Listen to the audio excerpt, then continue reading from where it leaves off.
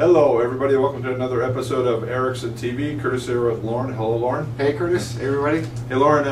This was attributed to Andrew Hallam. Wrote this article. Found it online.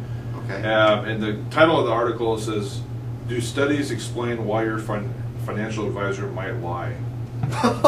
Okay. All right.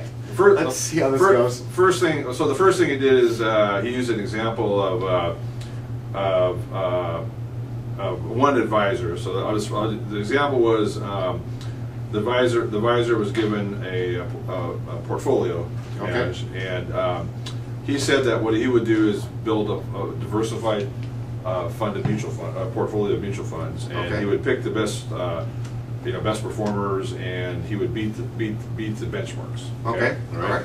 And so what he did is he did this in 2012, and he checked a couple years later in 2014. The client asked the advisor, "How's it doing?" The advisor said, "Well, it's doing really well. It's beating the benchmarks." Okay. Okay. So this Andrew Hallam went in and actually studied the portfolios, and he found that that the advisor lied. And that he basically underperformed by 3.54% of the benchmarks per year.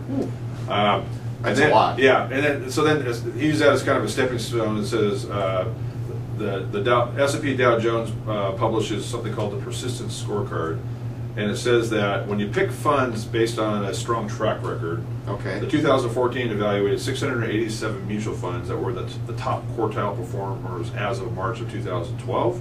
And by the end of the 2014 March, only 3.78% of the funds managed to remain in the top 25%.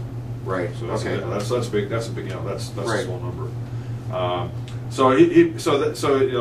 Trying to why would the advisor either believe that, or why would he lie? Because he thinks the client doesn't know how to figure it out. Yeah. I mean, that's essentially what it comes down to. He thinks, well, the client has no idea what the benchmark performance is, and even if they try to challenge me, I'll just make up some benchmarks. Right. Yeah. And then the final part of this article is the MIT School of Management published a study, and it's called The Market for Financial Advice, and they hired actors to approach financial advisors with a fictitious $500,000 portfolio. Right.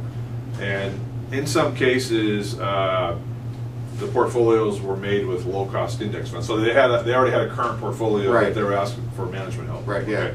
The researchers wanted to see what kind of advice the advisors would give.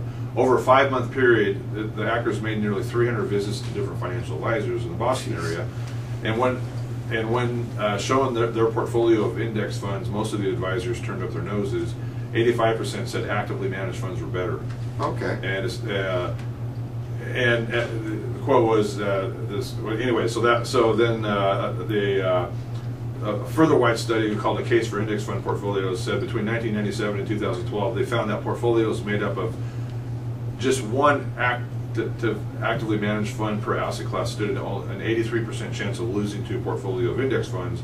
Portfolios with 3 actively managed funds had a 91% chance of underperforming. And this was a study done with all funds available to Americans. So what's your take on this?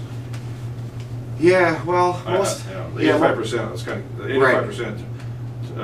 Turning their nose down on index funds. Well, I think for most financial advisors, the belief is what I remember when I used to work with financial advisors who sold actively managed funds, was that they believed that if they were telling people to use index funds, that what they were doing wasn't valuable enough to justify their fees. They had to do something that would sort of create performance, and that pressure to create performance caused them to do things that were too risky, and it caused them to juke the stats. And what I mean by that is, like, when the performance stats came in, what they would do is they'd scramble around trying to find benchmarks that they beat. Right. Find there's just a lot of indexes out there. Find an index we beat, any index that we beat, no matter how irrelevant it was to the actual portfolio.